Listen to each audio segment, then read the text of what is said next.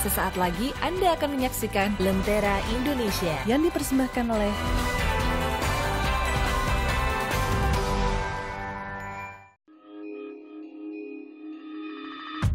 Saya ingin jadi polisi. Saya mau jadi dokter.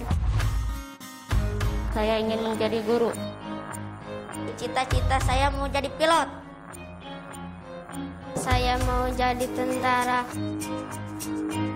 Nama saya Wildan. Saya Randy. Nama saya Fitri. Ferry Paranias.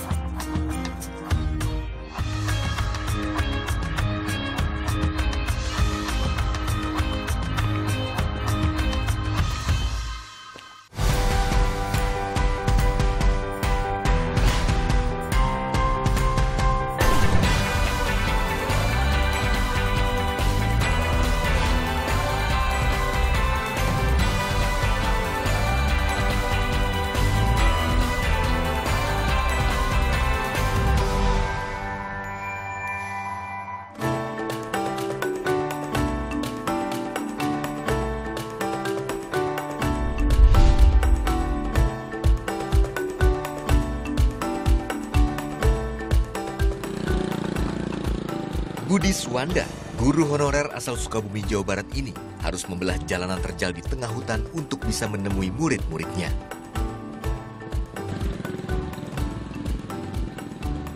Bermodalkan sepeda motor bebek ini, Budi membulatkan tekad sebagai pendidik demi masa depan putra-putri penerus negeri.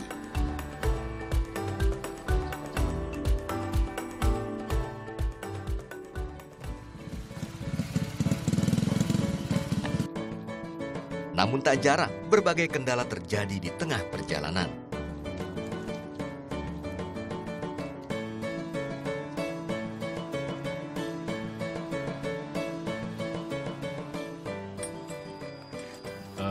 Apapun resikonya, ya kita harus tanggung gitu. Yang penting intinya anak bisa belajar, tetap semangat untuk menimba ilmu di sini gitu.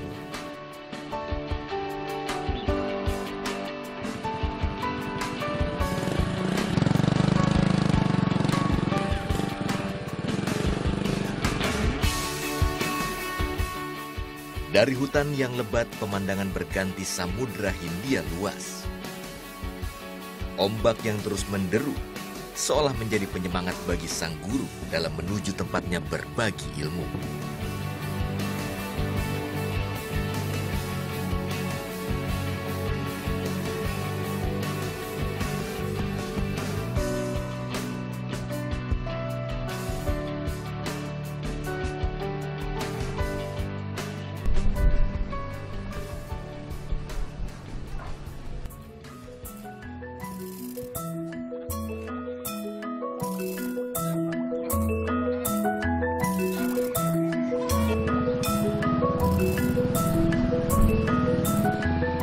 Sekitar 1 jam berkendara, Budi akhirnya tiba di SDN Ciroyom, Kecamatan Cibitung.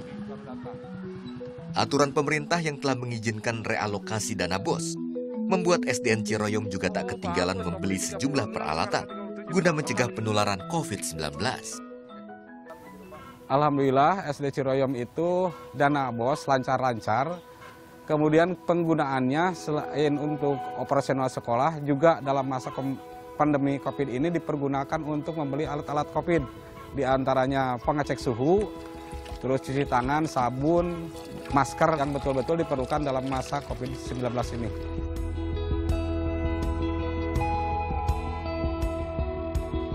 Guru di SD Ciroyom memang hanya ada 3 orang saja. Mereka bertanggung jawab mengasuh 52 siswa dari kelas 1 hingga kelas 6.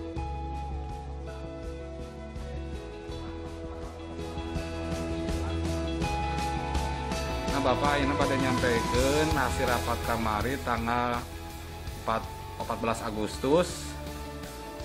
Yang dina rapat eta diuningakeun bahwa sekolah dugi kesat ieu teh can tiasa ngelaksanakeun tatap muka. Tapi orang belajar secara kelompok.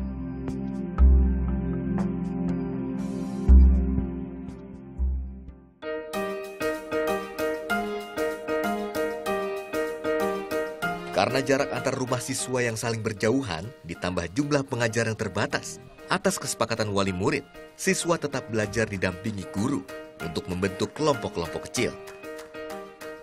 Lokasinya disetujui berada di tempat yang dekat dengan gedung sekolah. Ada rumah Pak RT, dan satu lagi merupakan rumah warga yang dipinjam untuk belajar. 5 siswa saja setiap kelompok. Mereka berkumpul di serambi rumah, tentunya dengan menjaga jarak. Budi dan guru lainnya secara bergantian memberi pelajaran. Kebiasaan baru sudah berlangsung sejak pandemi melanda. Meski demikian, segenap perhatian harus terus tercurahkan.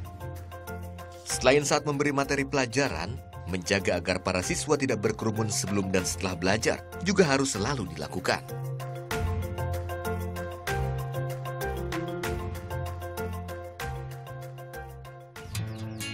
Tak semua siswa memiliki rumah yang berjarak dekat dengan SD Ciroyom. Kali ini Budi akan mengunjungi Resta, salah satu siswanya yang bermukim cukup jauh dari sekolah.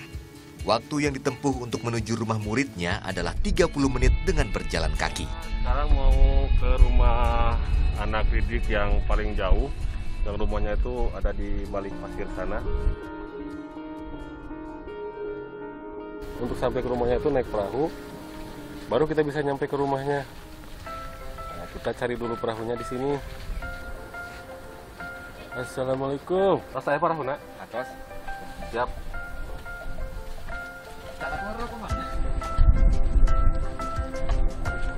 Demi memenuhi hak anak didik, ayah 2 orang anak ini harus rela melalui beragam medan untuk sampai tujuan.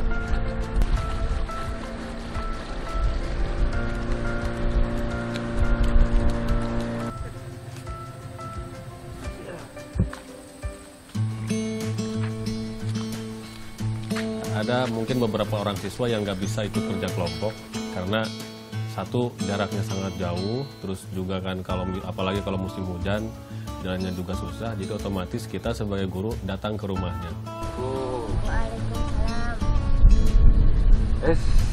Waalaikumsalam.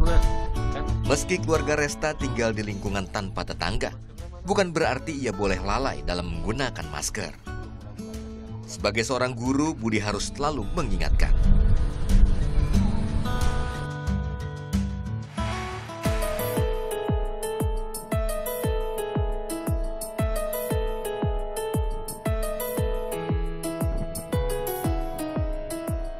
Belajar di ruang terbuka ternyata terasa menyenangkan.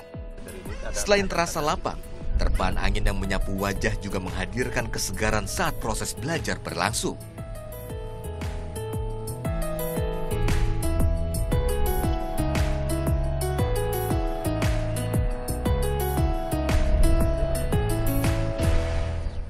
Senang karena suka mengajari aku di rumah aku. Karena semenjak COVID Corona aku belum bisa belajar di kelas. Mayoritas orang tua siswa di Ciroyom berprofesi sebagai petani atau buruh lainnya. Tak terkecuali orang tua Resta. Sang ayah berprofesi sebagai penyadap nira.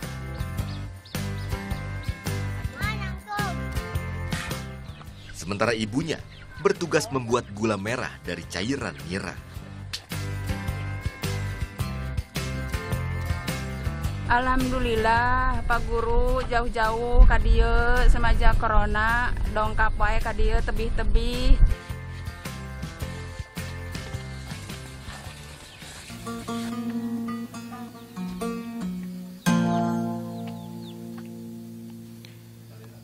Hayang ngapu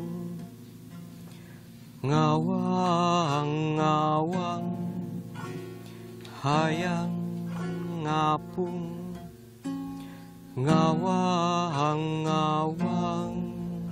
Selama mengajar di SD Ciroyom, Budi harus tinggal di kantor puskesmas pembantu.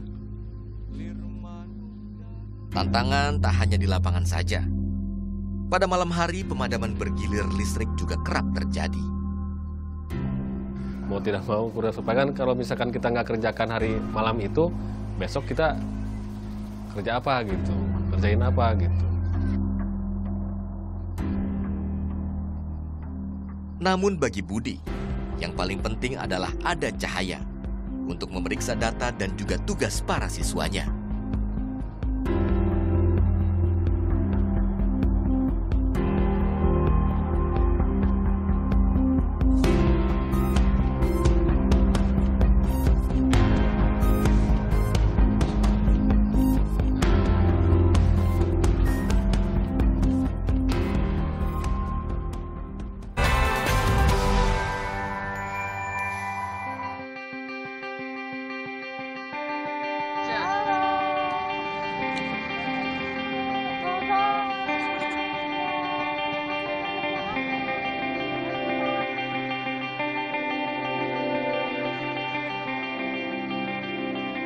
lain ladang, lain ilalang. Jika di Desa Ciroyom, segala keterbatasan mulai dari kondisi geografis hingga prasarana yang menunjang pendidikan secara daring masih begitu dirasa, maka berbeda halnya dengan SMAN 4 Kota Sukabumi. Segala akses baik sarana dan prasarana tersedia lebih mumpuni. Pemberlakuan protokol COVID-19 yang dirancang pihak sekolah memang bisa menjadi model percontohan bagi sekolah-sekolah lain dalam mempersiapkan pembelajaran tatap muka di sekolah. Pagi ini SMAN 4 Sukabumi melakukan simulasi belajar tatap muka dengan melibatkan tak kurang dari 40 siswa.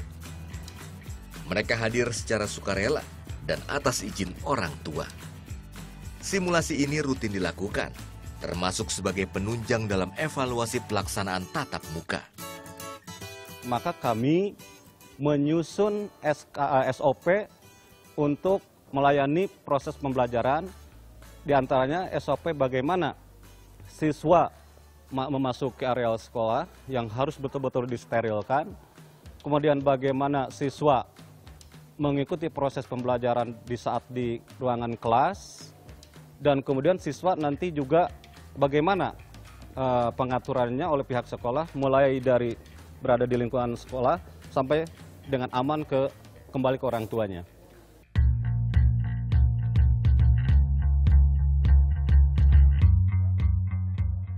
Setelah cuci tangan, seluruh siswa kemudian dicek suhu tubuhnya. Pengecekan ini juga dilakukan secara berkala untuk mencegah segala kemungkinan buruk. Bagi siswa yang didapati memiliki suhu yang tinggi, akan langsung dipisahkan dari barisan dan dievakuasi oleh Satgas dari pihak sekolah. Mobil sekolah juga sudah beralih fungsi untuk mengantar siswa bersuhu tinggi ke puskesmas. Dan andai kata nanti ada ditemukan suhu tubuhnya 37 ke atas, maka kami memisahkan. Untuk selanjutnya ditindaklanjuti menghubungi orang tuanya untuk dikembalikan. Ya. Karena kami tidak punya otoritas untuk menindaklanjuti anak yang suhunya di atas 37. Harus koordinasi dengan orang tua dan puskesmas setempat.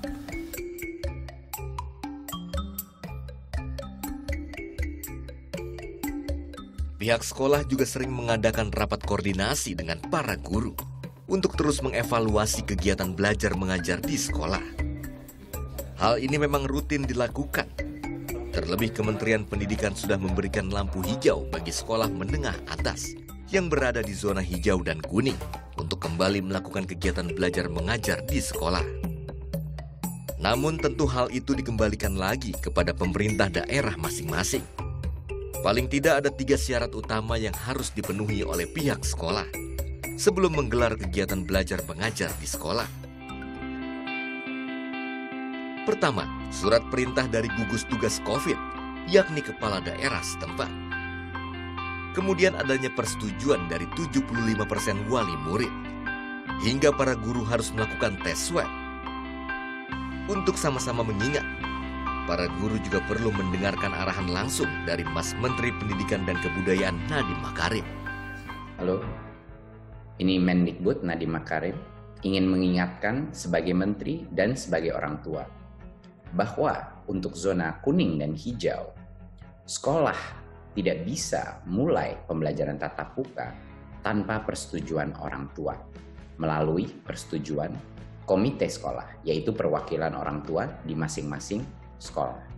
Dan bahkan kalau sekolah itu mau melakukan tatap muka dan sudah akan membuka, masing-masing orang tua anak boleh tidak memperkenankan anaknya masuk ke dalam sekolah kalau mereka belum nyaman, dan mereka diperbolehkan melanjutkan PJJ jika orang tuanya tidak memberikan izin untuk masuk sekolah tatap muka.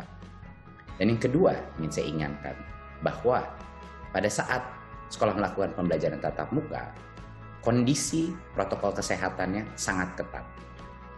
Masing-masing rombel hanya diperbolehkan maksimal 50% dari kapasitas, berarti harus melakukan rotasi shifting semua sekolah ini. Dan juga tidak ada lagi aktivitas kantin, berkumpul, ekstrakurikuler yang akan ada resiko interaksi antara masing-masing rombel. Hanya boleh sekolah, langsung pulang.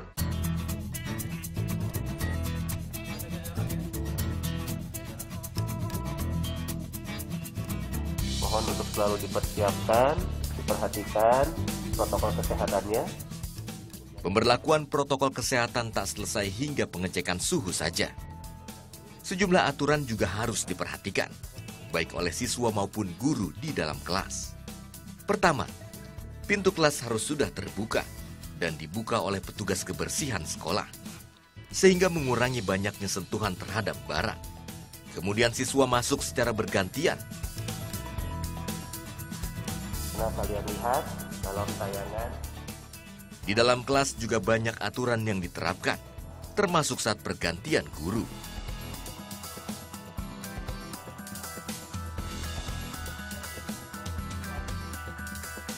Guru pengganti harus sudah tiba di dalam kelas paling tidak 5 menit sebelum mengisi pelajaran. Hal ini dilakukan agar siswa tidak ditinggalkan di kelas tanpa pengawasan. Waktu belajar siswa juga harus dikurangi, hanya 4 jam saja, tanpa jam istirahat di luar. Jika sudah waktu istirahat, seluruh siswa dipersilakan makan bekal yang dibawa dari rumah. Pakai dulu hand sanitizer-nya. Jangan lupa nanti face shield-nya dibuka. Dan tolong yang namanya masker tidak disimpan di dagu ya. Lepaskan sepenuhnya. Oke, bisa dipahami kan? Kegiatan ini juga diawasi langsung oleh guru pengajar.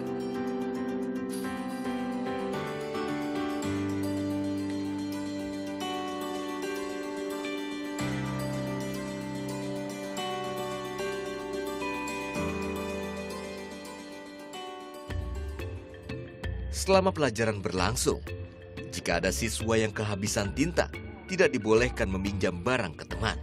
Hal ini untuk mengurangi resiko kontak antar manusia. Siasatnya sekolah yang harus menyediakan ballpoint cadangan yang dipastikan bersih. Saat jam pelajaran usai, seluruh siswa harus keluar satu persatu dan kembali melakukan cuci tangan. Setelah itu kembali melakukan cek suhu di gerbang keluar.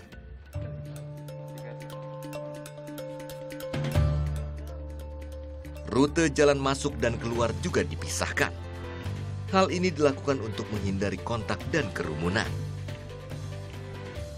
Semoga pandemi ini cepat berakhir, supaya kita bisa melaksanakan pembelajaran seperti biasa lagi. Maka sekolah seharusnya mencari jalan keluar terbaik, berdiskusi dengan orang tua siswa, berdiskusi dengan siswa, dan mencari jalan keluar yang paling baik di masa seperti ini.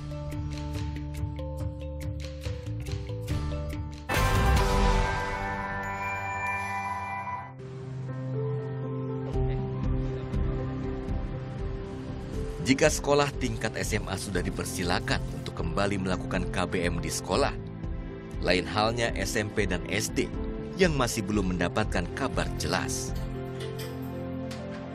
Salah satunya adalah SMPN 2 Sukabumi. Belum tampak kegiatan apapun, namun pembersihan dan pengecekan rutin dilakukan oleh petugas keamanan.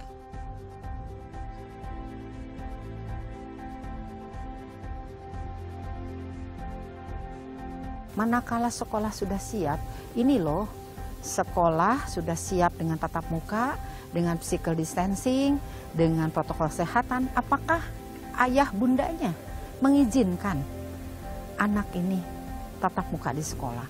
Apabila orang tua masih ragu, takut anaknya terpapar, takut anaknya terkena, itu disilahkan, hak prerogatif dari orang tua. Jadi clue-nya adalah sekolah, pemerintah daerah dapat menyetujui sekolah tatap muka. Pemerintah daerah tidak memaksa sekolah itu untuk tatap muka, tapi pemerintah daerah nanti dapat menutup sekolah tatap muka manakala ada sekolah misalnya tidak konsisten. Baik dalam jaringan maupun luar jaringan, semua dikembalikan pada kondisi objektif siswa dan juga guru. Di SMAN 4 Sukabumi, pihak sekolah juga memberikan subsidi berupa pulsa bagi siswa dan juga guru untuk memfasilitasi pembelajaran dalam jaringan. Kaitannya dengan program pemerintah untuk sekolah menengah ini khususnya yang kami tangani, ada yang namanya aplikasi data pokok pendidik, yaitu Dapodik. Dapodik ini adalah salah satu aplikasi untuk menginput database peserta didik. Adapun sifatnya Dapodik di sekolah menengah ini adalah sifatnya penarikan. Jadi data yang asalnya dari SMP ditarik oleh operator SMA di sini, kemudian dicek dan diupdate sesuai dengan himbauan dari Mendikbud. Apa manfaatnya Dapodik? Dapodik ini dipergunakan untuk menentukan jumlah real siswa yang berjalan dan nantinya dihitung untuk indeks penerimaan bantuan operasional atau BOS. Meski demikian, masih ada orang tua yang keberatan dengan metode belajar dalam jaringan. Bukan hanya soal kuota saja, kekhawatiran para orang tua siswa terhadap radiasi yang bisa menyerang anak-anaknya menjadi alasan tersendiri jika terus belajar secara daring. Sejumlah orang tua memilih metode luring dan kunjungan guru. Terkait hal itu, SMA N4 Sukabumi memiliki sejumlah inovasi dalam hal ini. Yakni guru sekolah menyediakan buku yang bisa diambil di pos satpam, atau guru yang mengunjungi siswa untuk belajar sekaligus mengantarkan buku. Salah satunya Hadi. Selama pandemi berlangsung, ia dibantu orang tua dalam belajar dan juga mengakses pelajaran dalam jaringan. Oh ya, Hadi juga mendapatkan subsidi pulsa dari pihak sekolah. Pertama adaptasi dari ini teh, kayak pasti belum beradaptasi, cuman sekarang udah mulai terbiasa lah sama soal-soal yang dikasih dari guru secara ini. Jadi sudah mulai terbiasa. Kalau untuk guru yang itu perjuangan yang luar biasa sampai mau datang ke rumahnya, ya perjuangan yang sangat luar biasa lah. Karena kalau di awal mungkin kita pengen anak itu seperti apa, kurikulumnya tercapai segala macam. Tapi kalau sekarang saya udah nggak ngeliat lagi ke sana gitu. Yang penting, yang paling utama buat saya adalah keselamatan dan kesehatan dari anak-anak saya. Membangun generasi muda melalui pendidikan adalah hal utama demi kemajuan bangsa. Di masa pandemi seperti saat ini, inovasi dan kepatuhan menjalankan seluruh protokol kesehatan adalah esensi dalam menjaga cita anak bangsa.